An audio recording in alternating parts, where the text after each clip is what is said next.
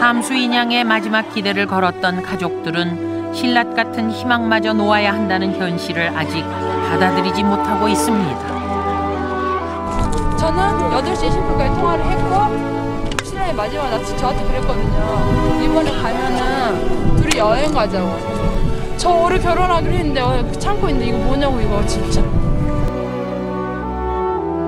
돌아오면 혼인신고만 하고 산 아내에게 정식으로 결혼식을 올려주겠다던 그의 약속도 마지막 말이 됐습니다.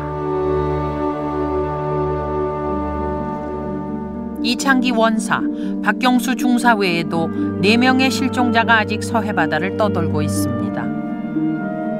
엘리트 해군이자 장병들의 아버지 역할을 했던 최한권 상사, 소형 선박 조종사 등 국가기술 자격증을 목표로 손에서 책을 놓지 않던 장진선 하사, 정태준 이병은 가세가 기운 집안을 돕겠다며 대학을 휴학하고 입대한 속 깊은 아들이었고, 강태민 일병은 함정 근무 6개월을 채우고도 배가 너무 좋다며 천안함 잔류를 택했습니다. 이들을 포함해 46명의 희생 장병이 꿈과 애환을 나눴던 천안함. 그곳에서 그들은 어떻게 살았을까요? 천안함은 바다에서 적의 습격에 대비해 경계하는 초계함입니다. 기동 능력과 사격 능력을 갖춰야 하는 초계함의 특성 때문에 배는 고도의 속력을 내도록 좁게 만들어졌고 무기와 장비까지 탑재해서 장병들의 생활 공간은 비좁을 수밖에 없습니다. 복도가 하나 가운데 있는데 거기는 기껏 해봐 한 3사람 지나갈 정도?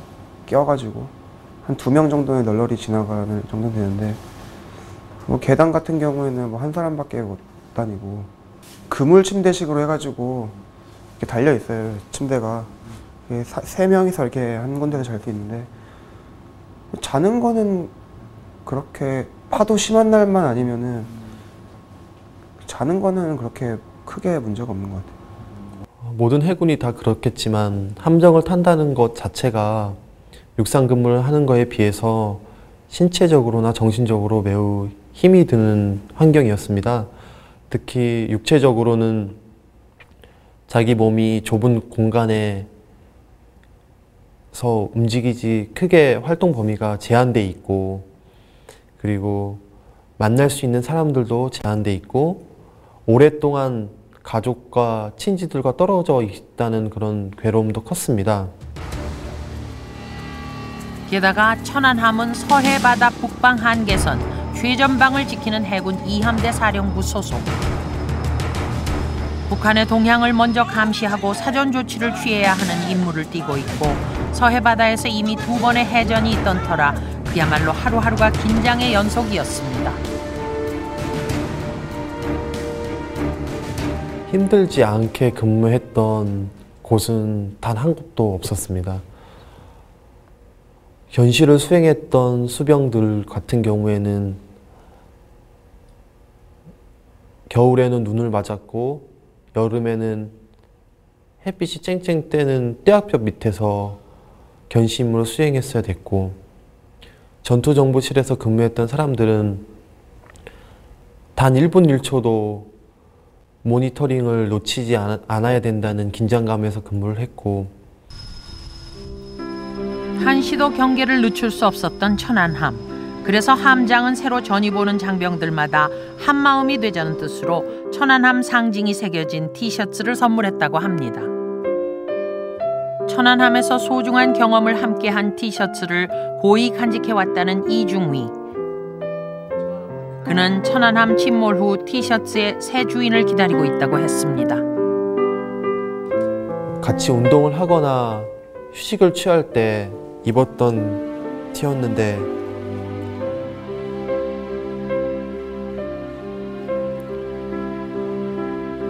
지금 함정이 없어져서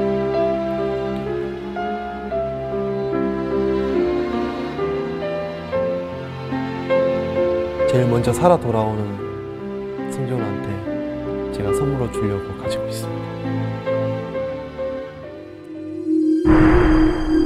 어느 곳 하나 힘들지 않은 데가 없었다는 천안함에서도 지하 3층의 가스터빈실은 힘들기로 손꼽는 곳이었습니다. 네, 일단 되게 시끄럽고요. 일단 사람 소리를 잘 안 들려요. 마이크 같은 게 있어요, 그 안에 보면은. 뭐 그런 식으로 이제 얘기하고. 그런 공간도 24시간 사람이 지켜야 되는. 그렇죠. 어떻게 될지 모르니까. 기계가 뿜어내는 열기와 소음 때문에 견디기 힘든 그곳에서 서승원 하사의 시신이 발견됐습니다.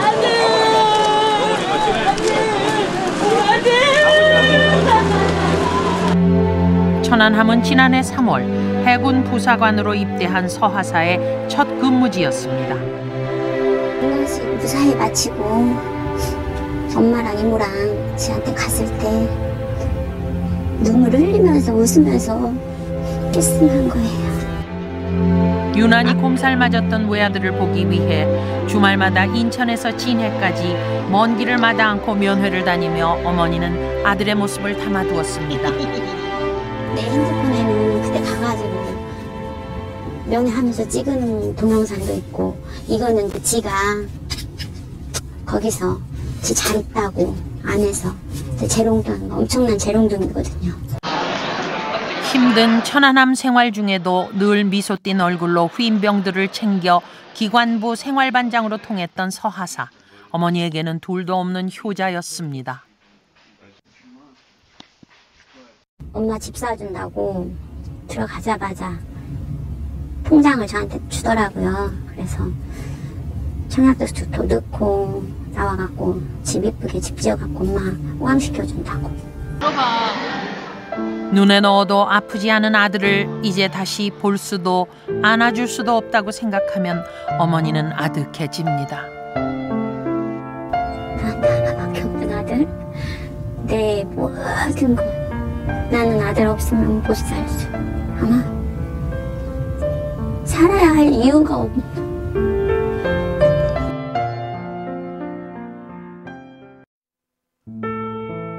초계함 중에서도 힘들기로 손꼽혔던 천안함의 장병중에는 아버지 어머니를 일찍 여의고 어린 나이에 가장 노릇을 하던 젊은이들이 유독 많았습니다. 교통사고로 부모님을 잃고 어린 동생들의 뒷바라지를 위해 대학 진학을 포기하고 입대한 김종헌 중사. 4살 때 어머니를 여의고 아버지의 손에 자란 신선준 중사. 부사관 평가에서 100점을 받으며 장래가 촉망받는 군인이었던 조진영 하사와 휴가를 나와 아버지 일을 돕던 김선명 상병은 홀로 대신 아버지에게 든든한 효자였습니다. 안경환 중사와 문영욱 하사, 정범구 상병도 가족을 돌보고 스스로를 돕기 위해 천안함에 땀과 열정을 쏟았습니다. 천안함 침몰 소식을 듣자마자 정신없이 달려왔던 안경환 중사의 어머니. 경환이 살아있어. 아, 경환이 살아있을 거야. 우리 경환이 살아있을 거야. 기상 악화로 수색이 지연된 며칠 동안 어머니는 서해바다 깊은 곳에 있는 아들을 하염없이 불렀습니다. 목이 잠겨 말을 하지 못하면서도 아들을 무사히 돌려보내달라는 기도만은 쉬지 않았습니다. 갓 20이 되던 해 해군 부사관 생활을 시작해서 1차 연평해전에도 참전했던 안중사.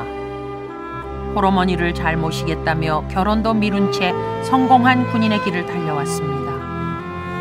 나는 일찍 죽고 혼자 키웠어요. 교대하느라고 장가도 먹고 원래 대학교 졸업하고 야간 졸업하고 좋다고 그랬는데 어머니의 간절한 기도를 저버리고 싸늘한 시신으로 돌아온 안경환 중사. 그날은 안 중사의 외할아버지 기일이었습니다. 아들의 죽음 앞에서 목 놓아 울던 어머니에게